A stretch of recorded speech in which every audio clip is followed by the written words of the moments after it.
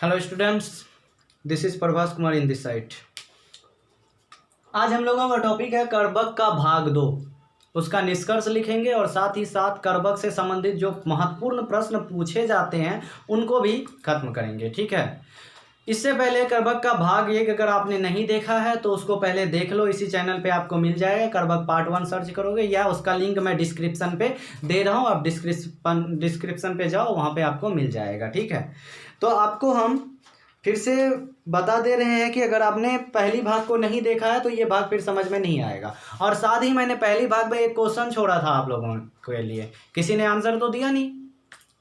Question था कि कवि ने अपनी तुलना, अपने मन की तुलना दर्पण से क्यों की। तो पहले इसी क्वेश्चन पे चर्चा कर लेते हैं। तो देखो बच्चों, कवि कह रहे हैं कि मेरा जो मन है ना, दर्पण के समान स्वच्छ है। मतलब मेरे मन में किसी प्रकार की कोई छल कपट नहीं है, जिस कारण से जो है, जिस तरह दर्पण अपनी सच्चाई को दिखाता है, दर्पण के सामने जो होता है वही दिखाता है, बुरी यानी बदल के चीज़ों को नहीं दिखाती है, तो उसी तरह मेरा मन भी स्वच्छ है, निर्मल है।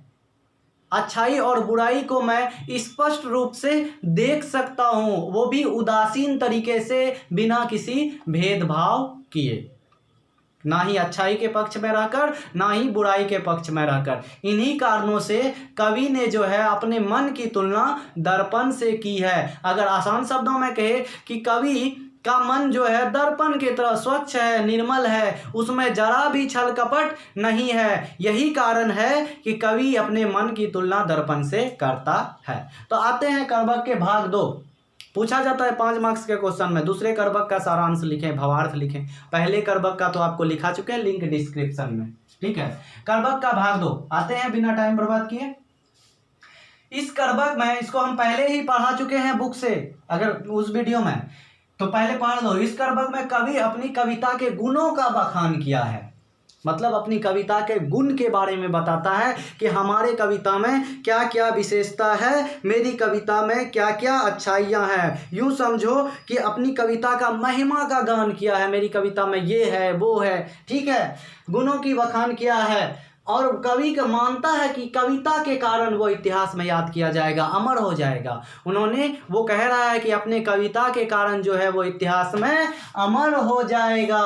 और कवि कहते हैं, मेरा मानना है, कवि कहते हैं मेरा यह काव्य इतनी मार्मिक है। मार्मिक समझो जिसमें दुख भरा हुआ हो, दर्द भरा हुआ, दुख नहीं बोलेंगे, दुख और दर्द दोनों अलग अलग चीजें हैं। दर्द भरा हुआ हो, इतनी मार्मिक है कि लिखते समय मैं रोया हूँ और लोग पढ़ते पढ़ते रो पड़ते हैं। इतनी मार्मिक कविता। आप लोग भी फिल्में देखते हो, रात रात भर जग के 1 बजे ऑनलाइन रहते हो तो क्या करते होगे, भगवत गीता तो पढ़ते नहीं होगे ना।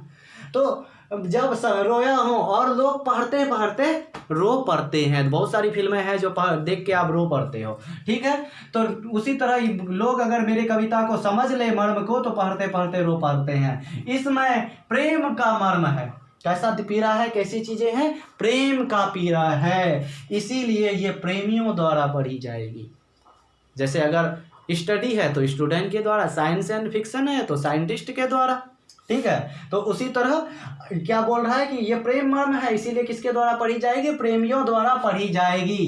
कवि बताना चाहता है, क्या बताना चाह रहा है कवि, कि उन्होंने जिनका वर्णन किया है, जैसे कि राजा रत्नसेन, पद्मावती या अलाउद्दीन, सभी कालक्रम में नष्ट हो गए। मतलब समय के साथ सभी नष्ट हो जाते हैं, जिनका जन्म हुआ है मृत्यु निश्चित है। तो कहते हैं जो भी है, रत्नसेन, पद्मावती या अलाउद्दीन, सभी समय के साथ नष्ट हो गए, परंतु उनकी कहानियां आज भी याद की जाती है। जिस प्रकार मैं भी नहीं मरूंगा, मैं टीचर हूं, जब तक आपके दिमाग में मेरा एक शब्द भी पढ़ाया हुआ जिंदा है तो मैं जिंदा हूं। ठीक है, तो परंतु उनकी कहानी आज भी याद की जाती है। जिस तरह फूल मिट जाते हैं लेकिन उसकी सुगंध नहीं जाती है। यहाँ एक क्वेश्चन है, बहुत इंपॉर्टेंट क्वेश्चन ये है कि फूल मरे पर मरे ना बासु, आया था दूसरा करबक में, फूल मरे या पर मरे ना बासु, ये जो लाइन है इसका भावार्थ प्रकट कीजिए। क्या अर्थ होता है कि फूल जो है सूख जाते हैं समय के साथ, मसल दो तो टूट जाते हैं, खत्म हो जाते हैं, लेकिन उसकी सुगंध हमेशा रह जाती है। आप अगर फूल को मसलोगे तो आपके हाथ में क्या रहेगी, सुगंध रह जाएगी। उसी प्रकार जो मनुष्य होते हैं जिनकी कहानियाँ लिखने और पढ़ने लायक होती है, सुनने लायक होती है, वो व्यक्ति भरे मर जाता है लेकिन उनकी कहानियाँ हमेशा अमर रहती है। तो इस पंक्ति का क्या अर्थ हुआ, फूल मरे मरे ना बासु, समझ गया।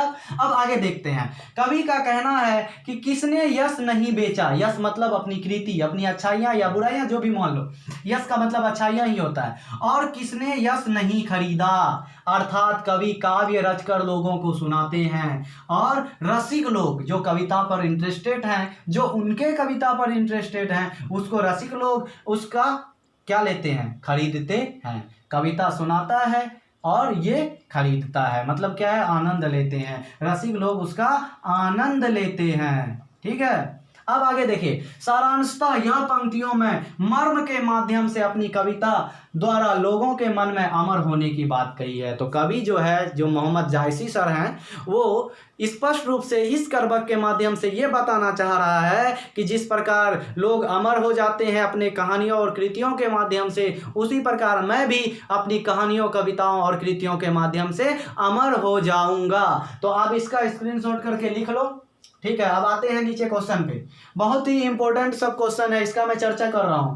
पहले करबक में कवि को आत्मविश्वास का परिचय दें। मतलब पहला करबक में जो कवि अपना एकाक्ष, मतलब एक आंख से काने होने का बात कही है, उसका क्या आत्मविश्वास है कि एक आंख से काना होने के बावजूद भी वो अपना तारीफ ही कर रहा है। कैसे, उसी चीज को लिखना है। तो आप पढ़ चुके हो कि कवि एकाक्ष है, लेकिन वो अपनी एकाक्षता की तुलना, अपनी इस बुराई का तुलना, कमी की तुलना चांद में लगे दाग के तरह करता है। जिस तरह चांद में दाग है लेकिन उसकी सुंदर रोशनी में लोग खुशी या आनंद का अनुभव लेते हैं। जिस प्रकार आम में डाब होती है लेकिन उसकी मधुरता और मिठास के कारण लोग उसकी बुराई, आम के डाब मतलब बुराइयों को भूल जाते हैं। उस इन सारे अनेक माध्यम से, जिस प्रकार कांच को कच्चे सोने को गहने बनाने के लिए क्या करना पड़ता है, तपना पड़ता है, मतलब उसको आग में तपनी पड़ती है, बहुत सारे कष्ट सहने पड़ते हैं तभी वो चमकता है। उसी प्रकार वो अपनी एकाक्षता को